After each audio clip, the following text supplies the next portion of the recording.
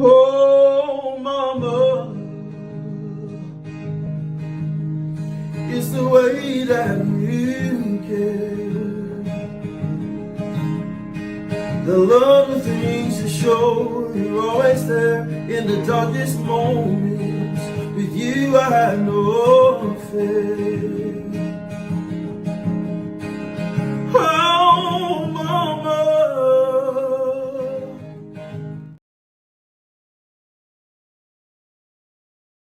Food for the Soul. I am your host, Minister Claudette Hutchinson, and we are in Maryland, like we promised. And we have our returning guests, and we're going to let them introduce themselves because they are returning guests. Come on, y'all. So I'm Apostle Lamont. This is Apostle Tiffany. We are so glad to be with Straight Talk again.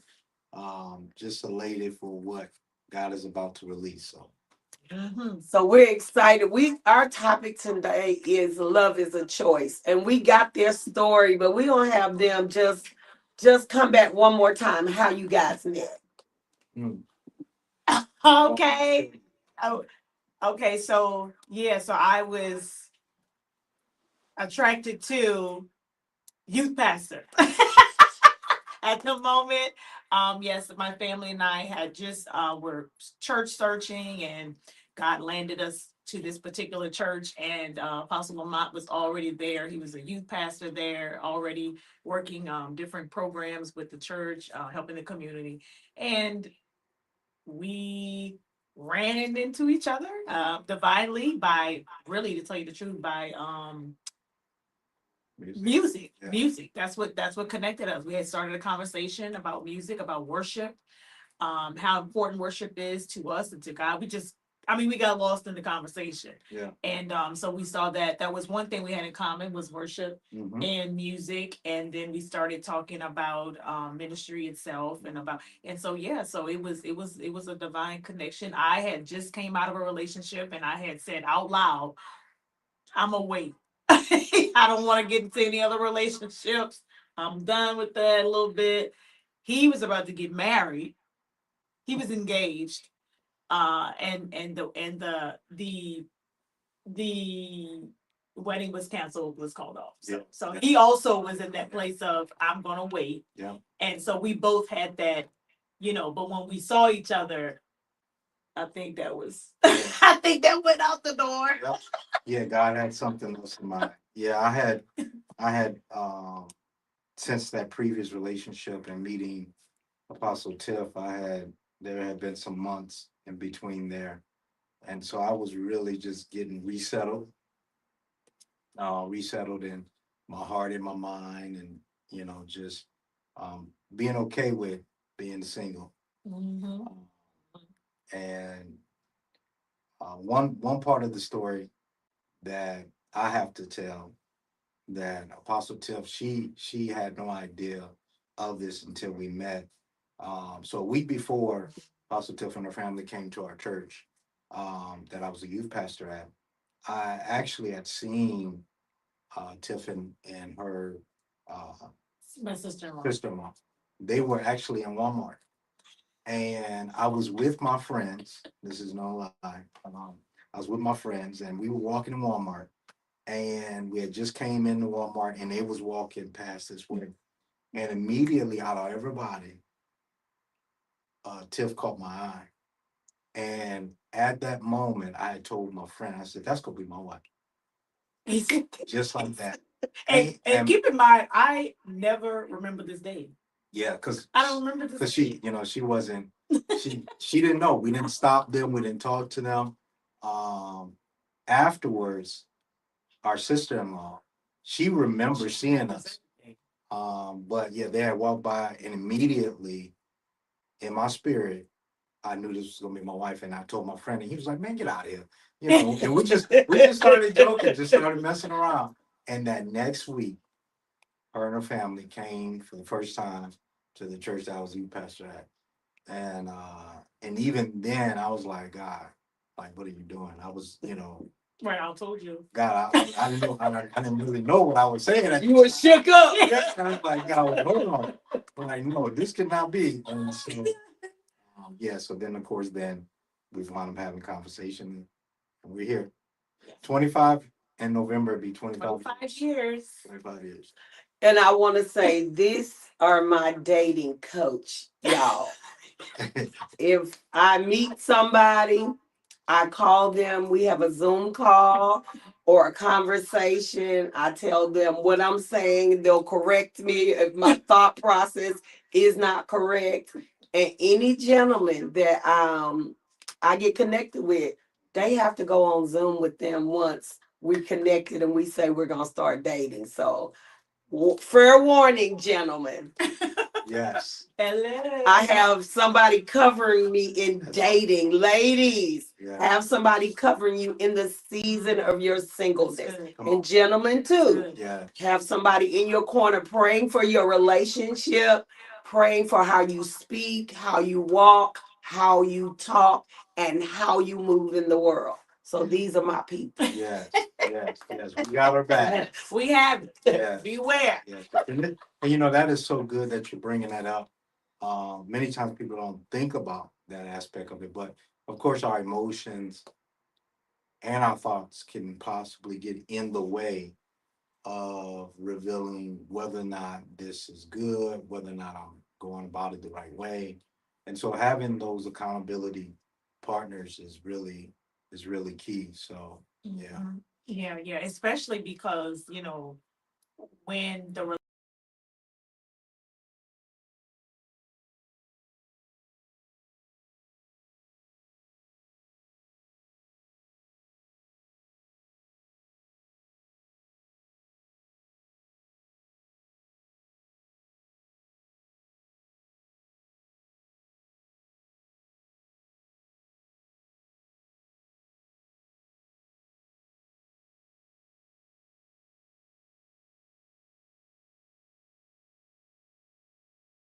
would need,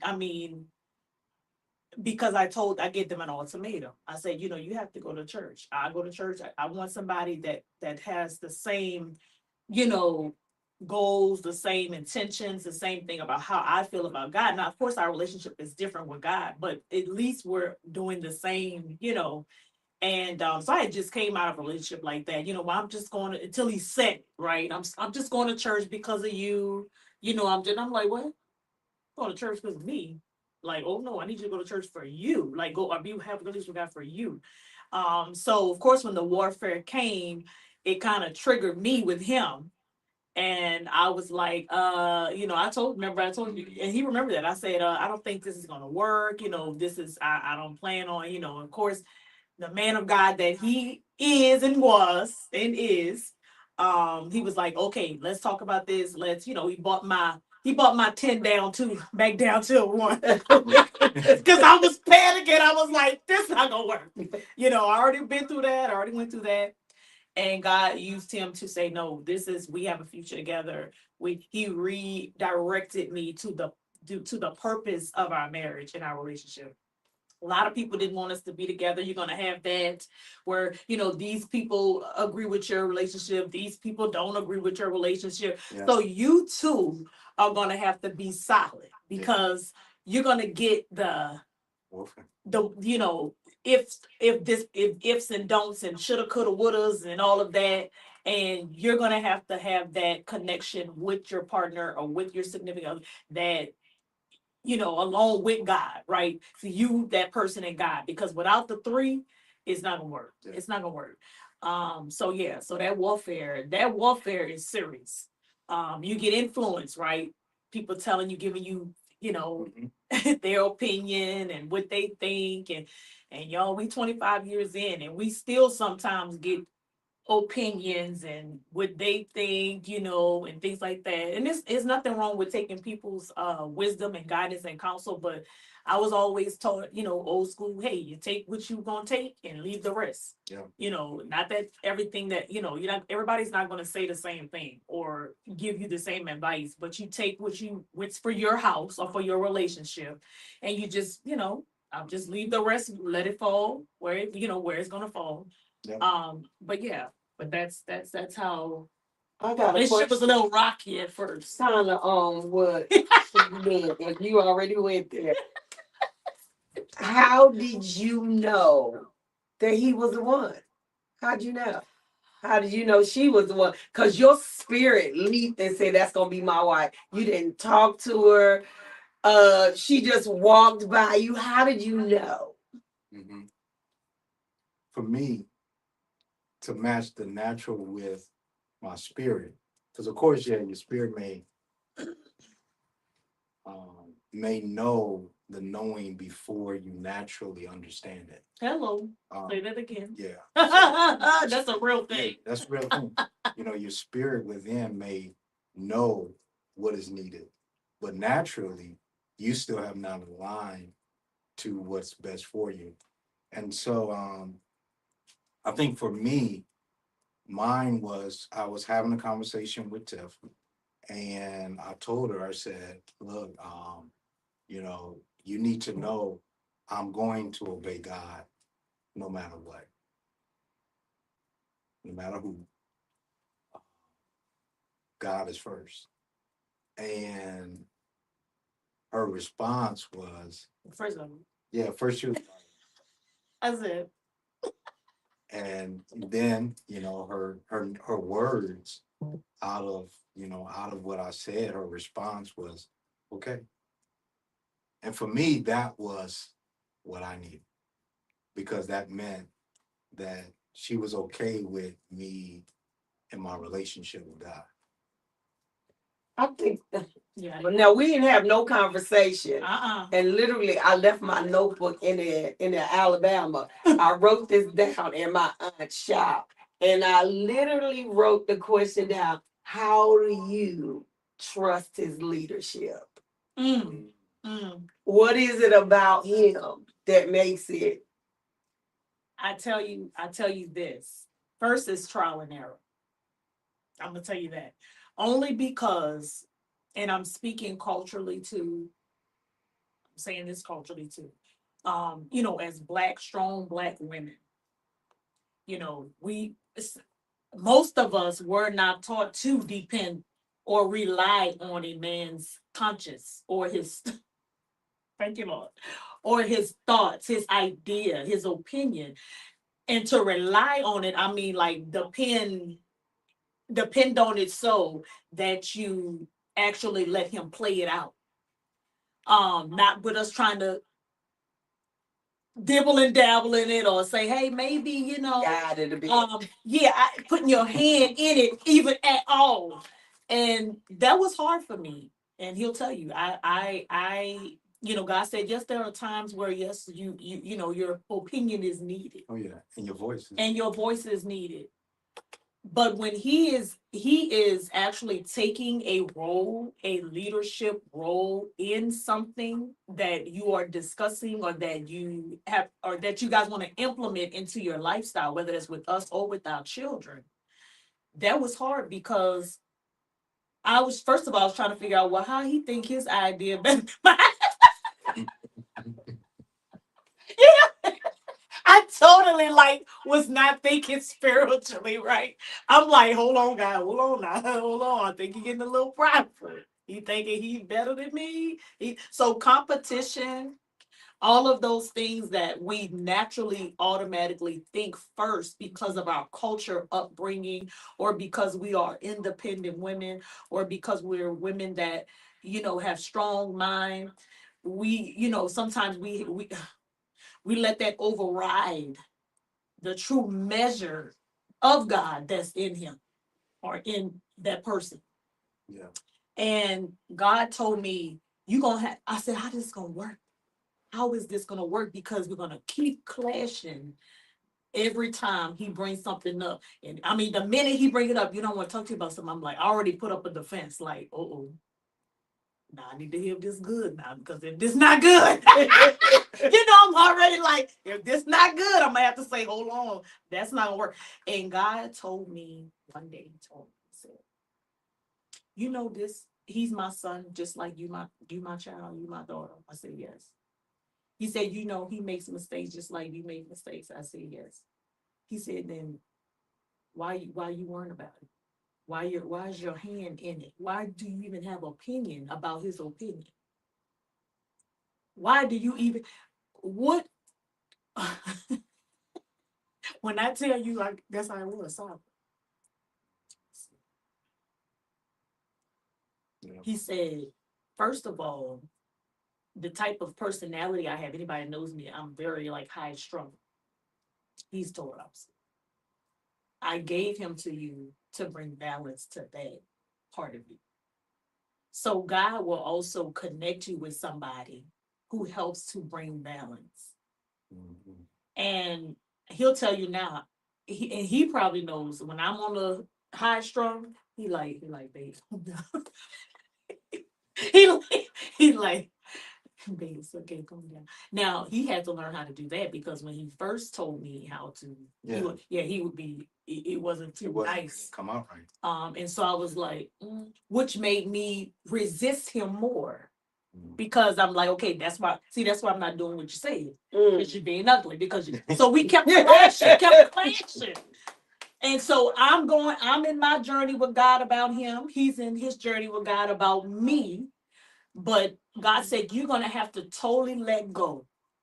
I'm talking about let go until you hurt. Let go until, because I'm like, how I know if this working? Let go till you feel pain, because that's how I know I'm crushing the culture, crushing the independence about your womanhood, and how that part of your womanhood, it's even though it's crying out for leadership. That's what it's crying out for, because I wasn't used to having that. I didn't have a leadership male role to really, I mean, I have a stepfather, and he's a great, awesome man, even today, still. But because of the fracture that was with my biological father, rough for men to lead me anywhere. Lead me where? Lead me to what? To the dog. lead me to abandonment. Lead me to rejection. So for him to walk up in my life and be the total opposite, that scared me. And I couldn't trust that. I was like, oh, I think it seems like he's everything that I have prayed for, everything that I need to balance me out to. And God just kept confirming, it is, he is, it is, he is, it is. Follow it, follow it, follow it. Put your walls down, put your guard down. And the more I did that, the more of God I saw in him. Because first of all, God had to show me him for me to see the image. God had to show me him for me to see the duplication. So if I trust that and I see that in him, I'm good. Yeah. And I think that's If I see that in him. and I think that's the part that is also important for men to understand too, the dynamics of that, because as men, we have to give women something to trust. Oh. So, and at the beginning of our marriage, because what I was giving and wanting her to trust was not God, it was more of what man formed in me.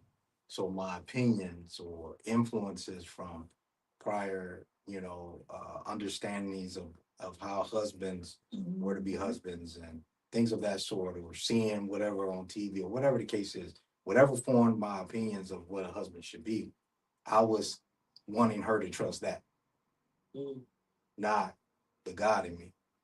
And so God had to show me that the problem why she cannot trust is because what you're giving her is the wrong thing to trust.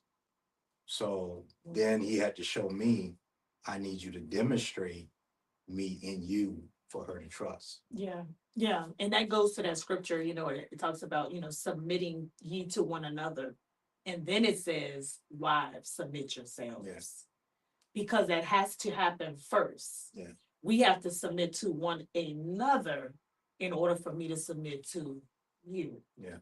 Yeah. That's how that works. And so, because a lot of churches teach it, but they skip that first part. Yeah. They just go to wives, submit unto your husbands. And I'm like, no, you got to go to the scripture before that. Because if he don't give me anything to submit to, yeah, we in trouble. we're in trouble. We in trouble. So some of that, wanting your wife to submit and trust you, uh, requires you to be trustable, requires you to demonstrate God, and then also requires you to be okay with not having to know it all. Oh. And that's a part that I believe sometimes men struggle with when it Yeah, comes to being that's good. is That's good. we know in part. So we're not expected to know everything or have the solution for everything. Mhm. And so being okay with that. Mhm. And that's another thing that God showed me about him as a man. And I think this will help a lot of women. And I think we talked about this one time. You and I discussed about when a man can show his family that he does not know, that he's wrong. It does something. It just does something inside. If I ask Apostle about something and he says, "Oh, I don't know. Let me find out." I'd rather you tell me you don't know than to lie Mhm. or to not give me an answer at all. Just say you don't know. And so when he began to do that, I was like, "Oh, okay, well, I'll wait till you have the answer, or because at that point, I'm doing good, y'all. I'm submitting. I'm doing good. Okay, so I'm gonna just wait because the old me would have been like, look, well, since you don't know what I'm gonna go ahead on. I'm gonna figure it out. I'm gonna go ahead on. See, and I'm I wrong. got the plan. And I'm wrong. And I'm wrong because I have to wait. So when he would tell me that, and that's when I said, God, I said, you trying to be funny. Now you don't know. But so at first you thought that was weakness because he didn't know. Uh-huh. Okay. Like why you don't have an answer. So now why isn't it weakness? Because we told me originally. He's my son, just like you, my daughter.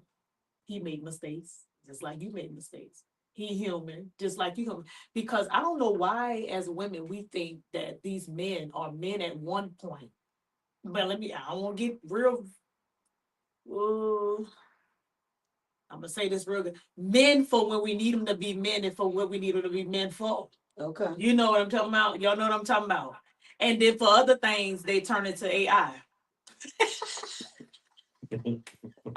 This man's supposed to know how to do this. This man, why can't you know this? Like, why don't you know how to change a car gas or whatever? Just certain things. Why can't you know how to do men things or manly things? And God is looking at you like the men. First of all, they all are brought up in different households. Most of them without fathers. It's just the dynamics of who you have. You need to learn them. You need to learn who you have. You need to know who you have because just being negative, just always bringing up the flaws, always bringing up the mistakes, always reminding him of his past, reminding him of what he can't do is why you're getting what you're getting and the fruit of what you're getting.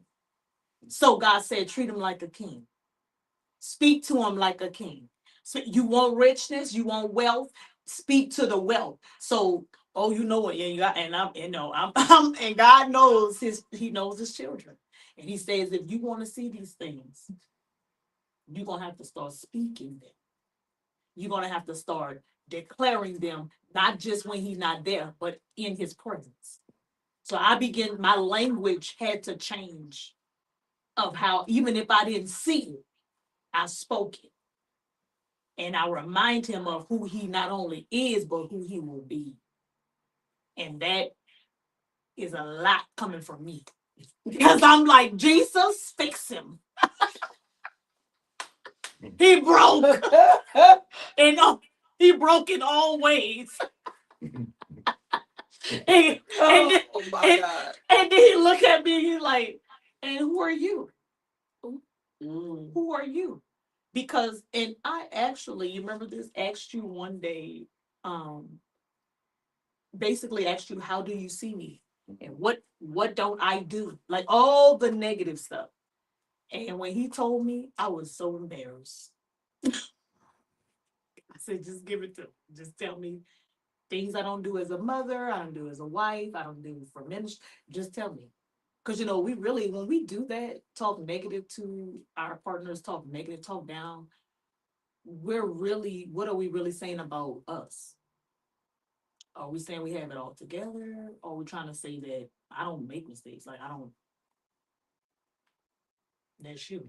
It's you with the, you do more than I, you make more than I make. I do have a question. Mhm, Now you have a gifted partner. mhm. Help the men because of a lot of times when you and both of y'all are apostles, Yes. y'all both lead in ministry, Mhm. both pastoring. How do you help the husbands not get the jealous spirit? Very good. He said very good. So I think there's two things. One, being confident in who God made you to be. Mm. So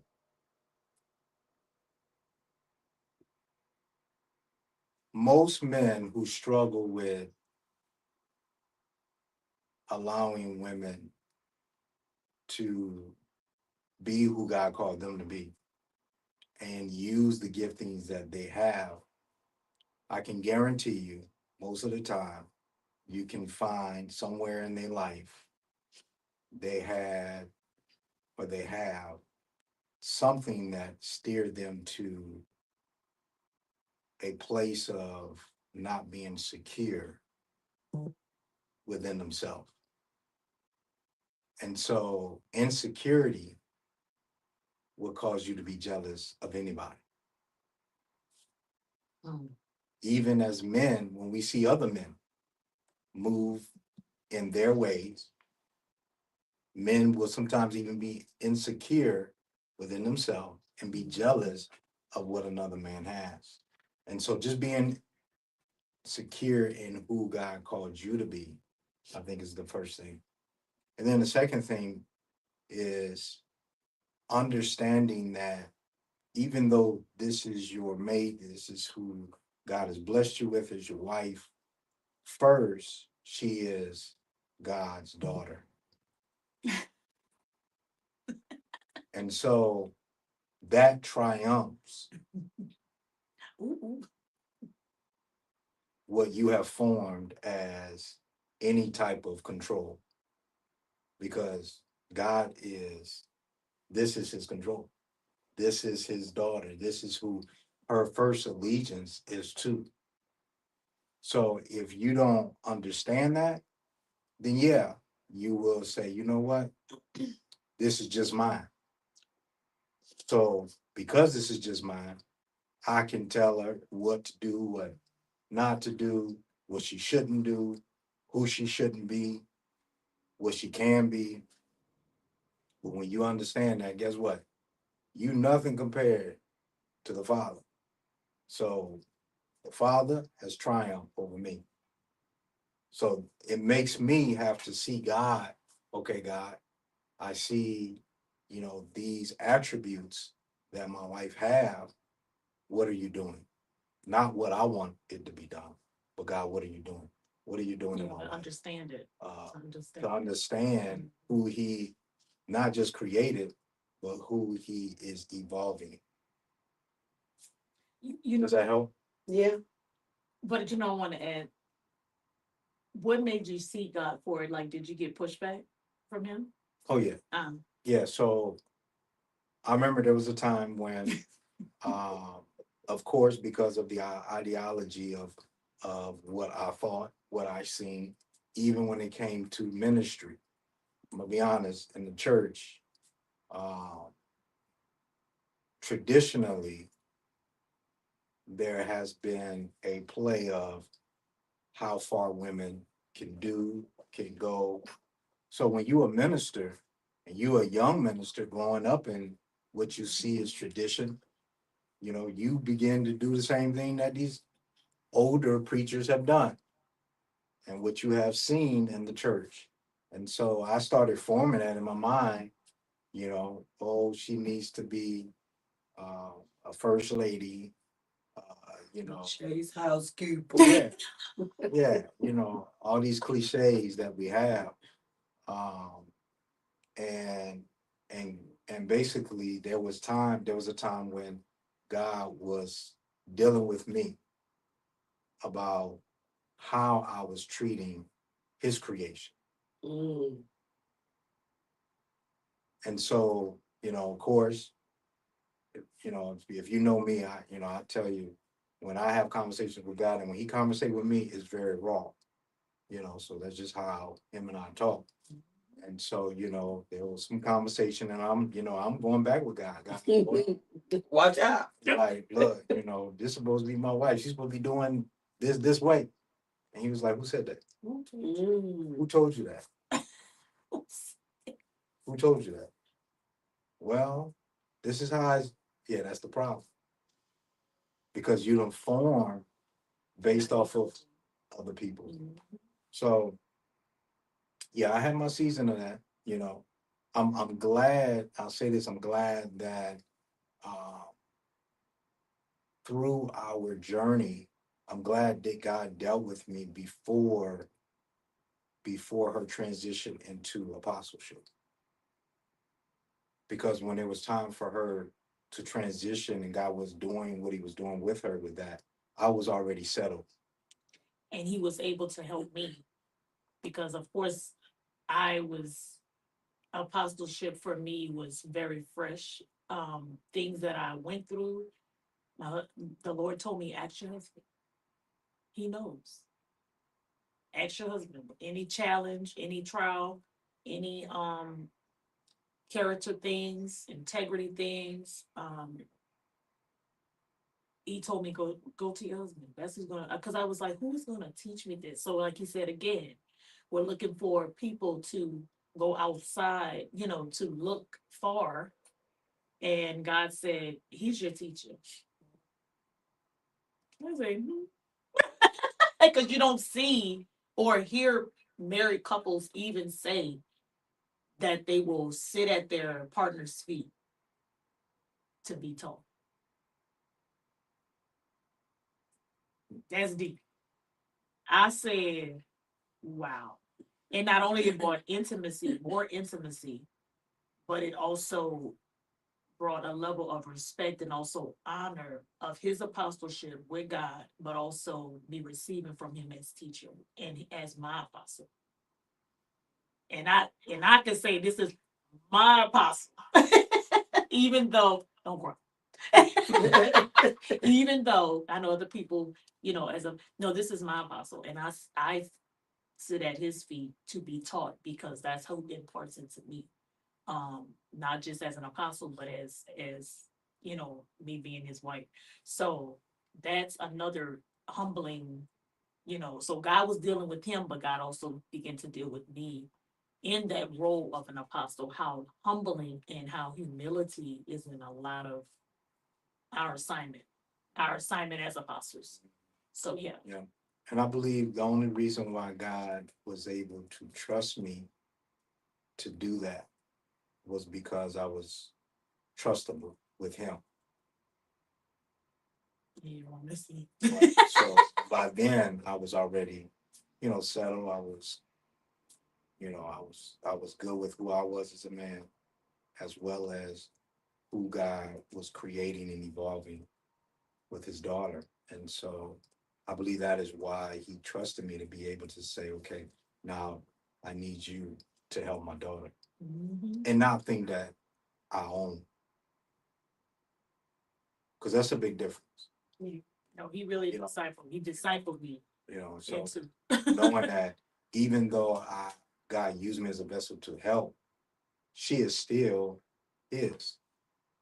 So, I don't have no ownership of what God did to transition her into her apostleship. Yeah. There's just never enough time. No, And I got like 1,000 more questions that I've been asked. we here for it. We here for it. But, huh? We here for it. Okay, good. He said we still got more time. Because they do have another function to go to. Okay. My question is going to be, let me see which one. We talked about this at dinner last night, so we gonna shift quick. Okay. We were talking to a young man, and Mhm. we'll leave him nameless, Mhm. that he was having some challenges with his dad, Mhm. and his dad is his pastor, Mhm. and he needed his dad to hear his heart. And you were talking to the young man, and you were explaining to him about your son. Mhm. So kind of help us a Yeah. bit when your child, you're your child's pastor, but you have to groom other young men, That's good. and then the child may feel, Mm. and even if they're not a little kid, they feel like they're not getting enough of you. That's Yeah. good. Help the young men who are going through that with their father and pastor. Yeah. Yeah. So I believe because of my own experience of my father, there was a period of time where I did not have him available in my life as I probably thought I should. Um, my mom and dad, I got divorced when I was 11, around that age, 11 and 12. And so we moved to a whole nother state. So he was absent for a little period. Uh, and God wound up bringing him back into my life once I got a little bit older. Um, and so there was a very period of time between there, my 11 and I'll say college years, so 18, 19, which is very crucial Mm. for men.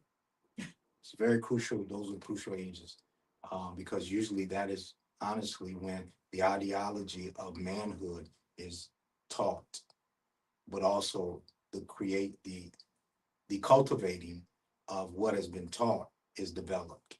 Mhm. So so during that period, honestly, God would send other men. He would send other men, my uncle, neighbors, even people of other cultures. God would send them to deposit little nuggets here and there of manhood. And so that really, honestly, I didn't know it until I got older, until we started having kids.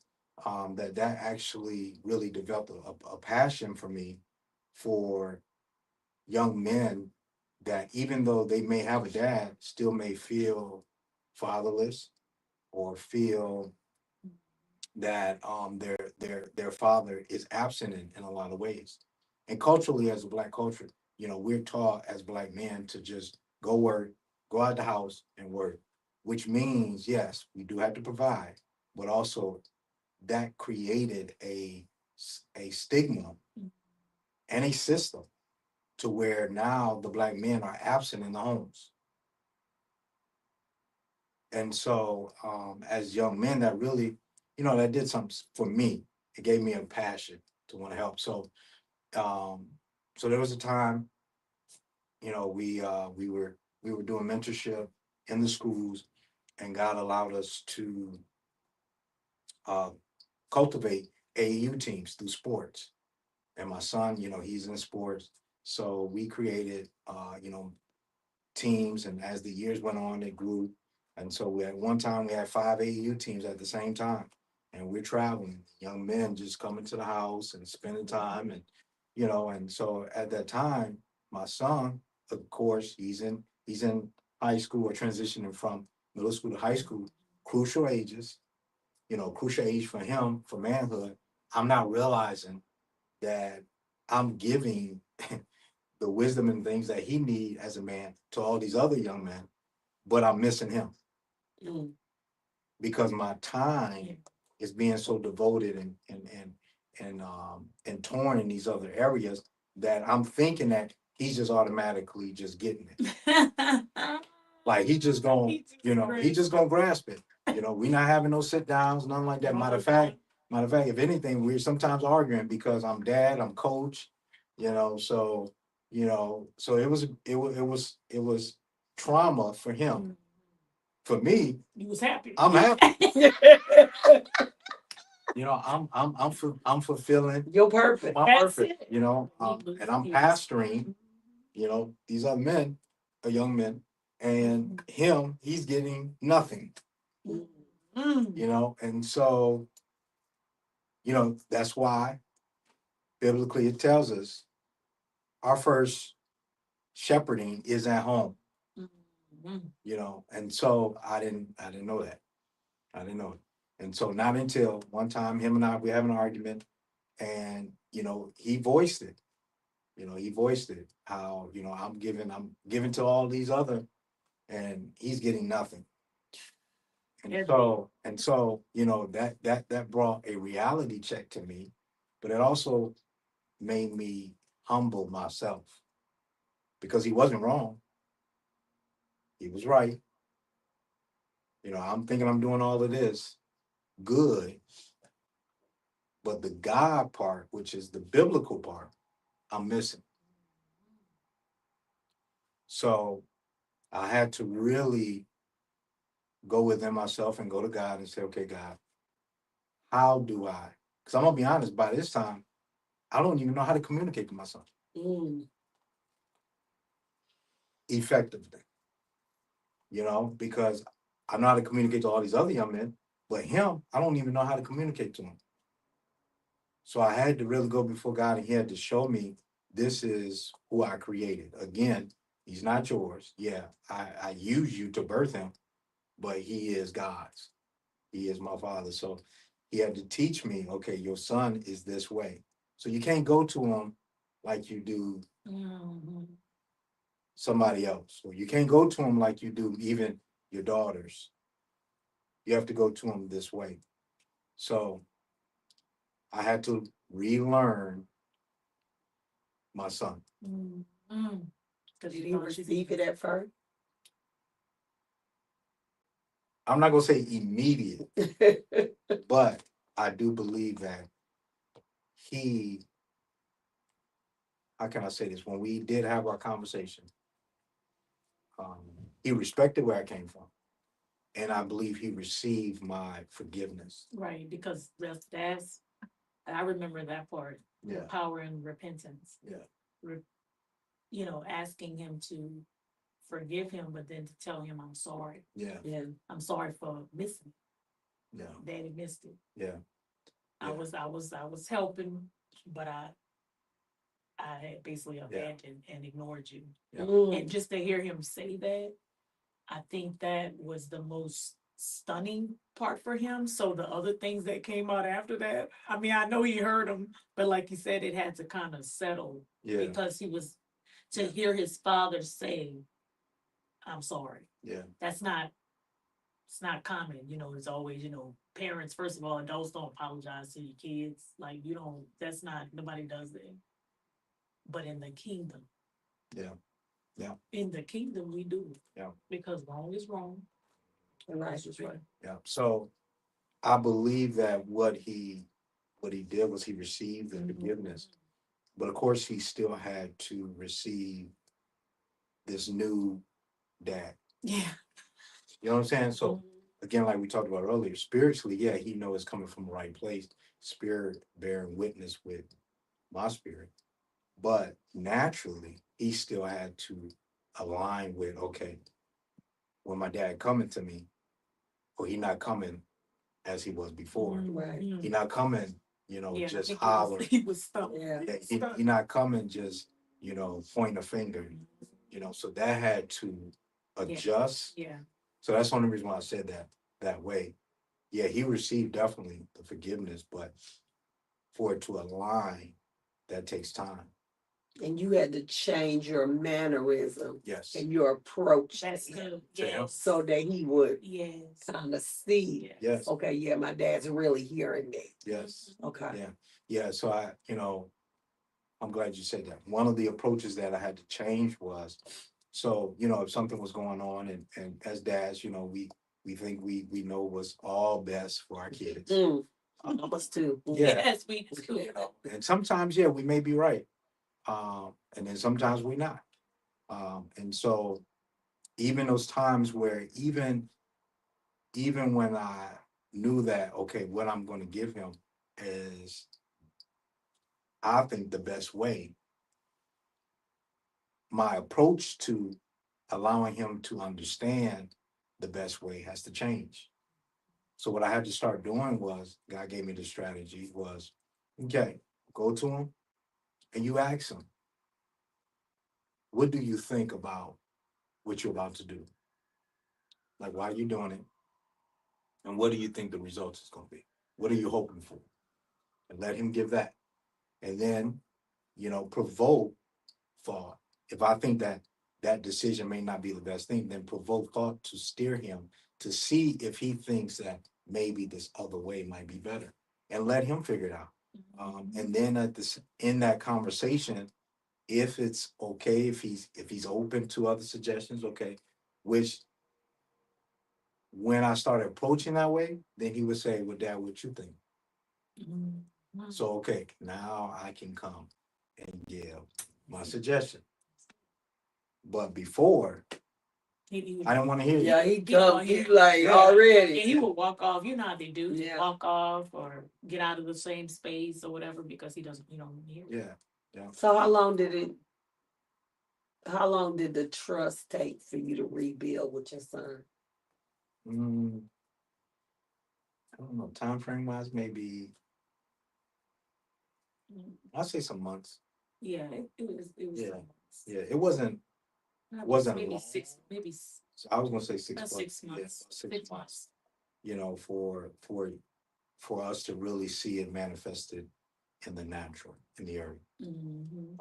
You changed quick then. You shifted quick. Cause most parents, and I didn't live with my parents, so look, I don't know nothing about no shifting. Look, but you shifted quick because most parents have a difficult time changing how they are with their kids. Right. But for you to see results in 6 months, that means you had to change who you are on the inside for him to see for that result to manifest. Oh yes. Yeah. And How did that work? Well, I'm gonna say also because it's what the stigma we just said. It's not common, let alone in the church, but in the earth, for adults to humble themselves to kids. I don't care if the child 4. I'm sorry, baby. That's you don't do that like that. Mama, don't say that. I was wrong. How humble do we have to be or become? We're not taught, you don't apologize to the child. I don't tell a child, I was brought up that way. Yeah. You don't, It's what I said. child I'm apologizing to is what I said. And if I was wrong where I was wrong, it's just the mannerism, like you said, the attitude, the approach of the generation that's coming out now, the era that we're in, that we're going to have to demonstrate the kingdom.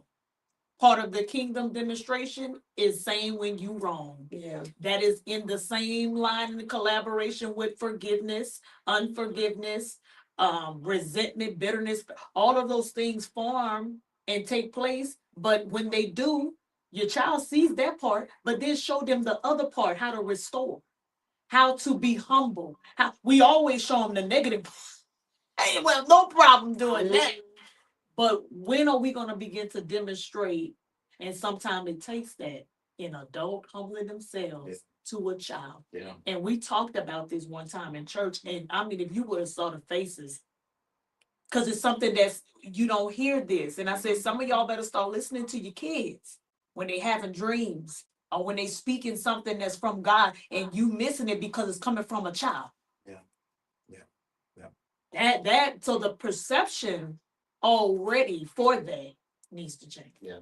And I'll say this, when God reveals to you and exposes you to you, that you was wrong. that the reason why he's acting this way and he's doing this is because of what you have done. So Okay. Make it right. So that Make it so that part is what makes you realize, okay, guess what? If I'm up here praying, God, I want my son, to be better than me. I want him to, be successful. I want him to be a man of God. I'm praying all of That's this. it. But what I'm giving It's not what you're praying. is not what I'm praying. It's actually going against. That's it. And the issue is really me. Then yeah, okay, God, It doesn't do make this quick. sense. Do this quickly. So I will say this too for young men, that you're in a situation like that where you believe that your dad is not hearing you, or you feel distance from your father. My suggestion is do just as he did. Speak. And God will give you strategy of how to do that. But you have to do that because there is so much power. The Bible tells us there's life and death, the power of the tongue. And so when you speak what it is that you really need, you're speaking life. And so when you have that conversation with your dad, of course, use wisdom, how God will show you how to navigate the environment of that, what it should look like. But let him know that I'm not coming to you to tear you down as a man, but to tell you what I'm dealing with as a son. And I believe when you do that and you give it to God, he will do the rest. I think some parents make God look schizophrenic though. Yes. And do. Yeah. And do. And I'm gonna be honest, that's why, yeah, there's the term PK, but that's why a lot of PKs, Or mentally not sound. yeah. That's that because I'm one. Yeah. I'm a PK. And a lot of PKs are mentally not sound or struggle mentally because of what we talking about right now. Yeah.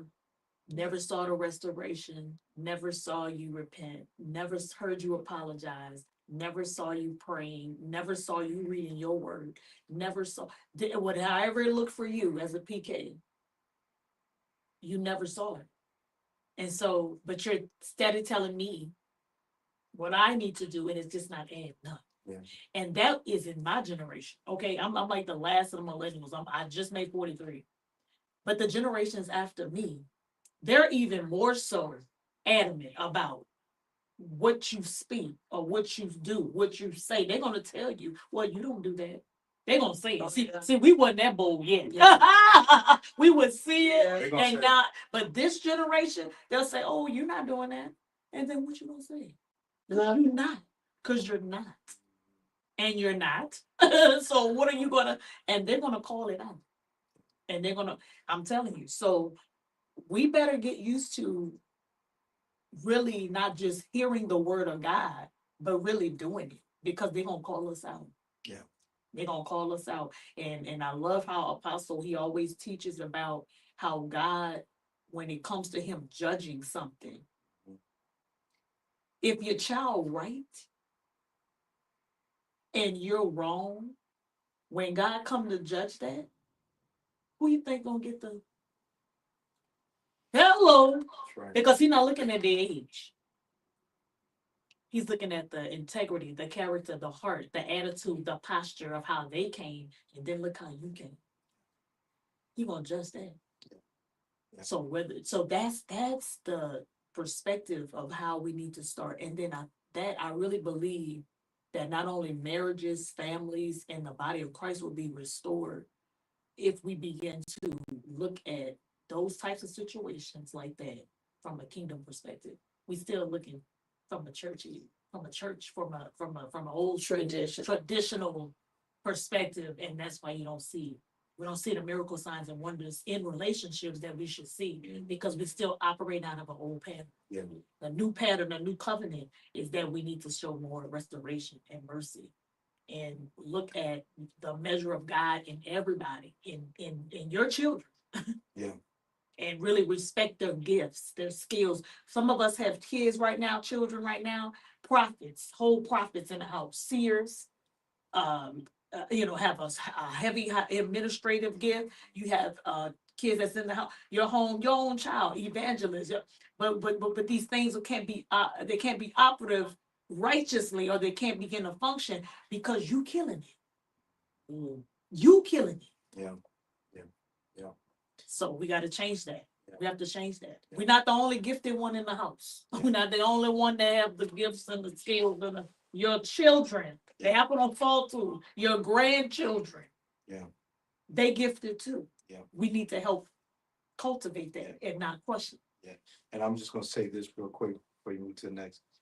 If you are a minister of any type, any kind, and you're doing the will of God, take time to check on your kids. Yes. Take time to check on your kids. And make sure that they are good. It's all good that God is using you Yep. throughout the world, Yep. but make sure your kids are Check good. on your kids.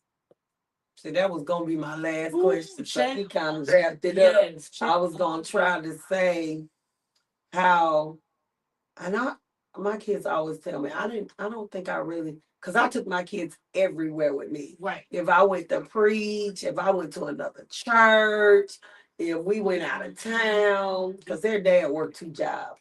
So I took them everywhere. So they were always with me. So they got to see me in everything. Yeah. So God That's- bless yeah, me that's where he Yeah. blessed me where even now I have great relationship with them. And they didn't get left out, even though we were taking care of the whole entire world. Yeah. They didn't get left out. But on our last end, Apostle said, check on your kids. What does checking on your kids look like? So, number one, checking on their mental state. This is, I'm gonna tell you, we're living in a time today where Gen Zs, millennials, what's the generation after Zs? Alpha, yeah, Gen Alphas. They're struggling mentally. And I believe that part of the assignment of Satan to kill, steal, and destroy is to attack the mind, the mental state, the mental health. And so just take a moment. Yeah. Build them up. Build them up, Mhm. empower them. Mm-hmm. Even if you do not like where they are right now, speak life into them. Prophesy into them that they're going to be what God have created them to be. Yeah. Not what you think. Yeah. But what God has created them to be. Yeah. And just having a conversation sometimes, just having a conversation, like just sitting down, like, hey, like you want, like just start talking about things, taking them out. Let's go out to lunch. Let's go out to the park. Let's go walking. Let's go. We could be very creative when we want to be. Okay. So, I mean, just being regular, normal too sometimes. The kids they always see you preaching, teaching, ministering, laying hands. Can we just be regular? Just sometimes my kids normal. My kids say that. They're like, Mama, can we just, and I say, you know what, you're right. Let's come down. Can we go to brunch? Yeah, let's Can we come go to down. brunch? Can we go swimming? Can Yeah. we go to camping? Can we go, let's do things that families do. My wife will tell you I do this thing now with my kids. When I try to do at least once a week. Come home from work. We have a busy ministry schedule and work schedule. But okay, what movie we watch? Yep, let's watch a movie. I'll go to Y'all pick. Let's watch a movie. Yep. Well, let's go to the movie. So Yep. something, for that week. And let me say this, women, those of you that are single moms, be mindful of the wolves that are lurking to come into your come homes, into your home. not just to take you away from God, but to take the young Yep. women. That you have in your house. This is something that God began to speak to us about, being intentional about making sure those that we know that are single moms, making sure that the wolves are not coming in their homes and taking their kids, meaning away from God. Get on the watch. All right, y'all. This is straight talk food for the soul, y'all. And my administrator is in the back with that finger going up. But we love y'all for hanging out with us on this Saturday afternoon. Yes. Thank you, apostles. And Thank we you. are excited to be in Maryland. Yes. We're going to get some good food tonight. And let me tell you, if you haven't already, get her book. Oh my gosh. Make Oh my sure gosh. you get her book. Get the book, get the book, get the book. Administrator's gonna put it on the screen where you can get access to it. You need it. Yes, and let me tell you, I know the letters are, or the affirmations are for women that are single, that are waiting for their husbands, but let me tell you something, married women, ain't nothing wrong with a refresher. I told Minister Hutchinson, I said, when I started reading it, I said, let me tell you something. This reminded me, I opened up one page, I'm telling you, I read, well, dear future husband, I am on a journey of healing, so I will be my best self when you arrive. Now, hold on, I don't know why I opened up that one, but sometimes when we get married, we don't look our best self. We start putting on them sad caps and them. So I'm trying to tell you, this is also for married women because it will remind you. It can be a refresher, all the R's that, so get it. Yep. Get it. There you go. And wives in waiting, we are on one Friday once a month. Wives in waiting. Y'all check out the Facebook page. We have amazing guests are coming on. We have singles are gonna be on. We're gonna have married couples on. Our last conversation is, should you be dating if you were broke? So we had good conversation. Come on. That's beast. So just come check us out. Come check us out. Next Friday night. So we'll share the topic with you. Thank you, apostles, for coming on. We love you guys. We thank God for safe travel. We know He gonna take us home. We don't know what city we gonna be in, y'all, for the year is over. Keep watching us. Love y'all. Good night, everybody.